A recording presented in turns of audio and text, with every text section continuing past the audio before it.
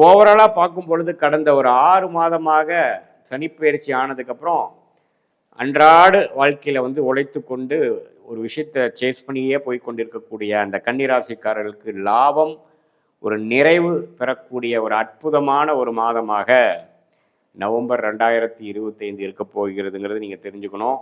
இது வந்து மாத கிரகத்தின் பெயர்ச்சியும் ஆண்டு கிரகத்தின் பெயர்ச்சியை வைத்து பார்க்கக்கூடிய ஒரு பொது பலன். இதில் பாருங்கள், 7 சனி இருந்து 6 ராகு இருக்கிறது பார்த்தீங்கன்னா சில கடனை அடைக்கக்கூடிய அமைப்பு.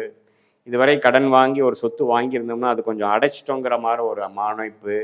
அதே சமயத்தில் பங்குதாரர்கள், நண்பர்கள், ஃபேமிலியில் வந்து சில விஷயங்கள் அப்ஸ் அண்ட் டவுன்ஸ் போகனாலும் குருவின் பார்வை பெறுவதனால கொஞ்சம் பேட்சப் பண்ணக்கூடிய அமைப்புகள். இதுவரை இருந்த அந்த கருத்து வேறுபாடுகள் நீங்கி இப்போ கொஞ்சம் நட்பு பாராட்டக்கூடிய ஒரு நல்ல அமைப்பை பெறக்கூடிய அமைப்பு வந்து இந்த குரு பார்வை கொடுக்குறார்.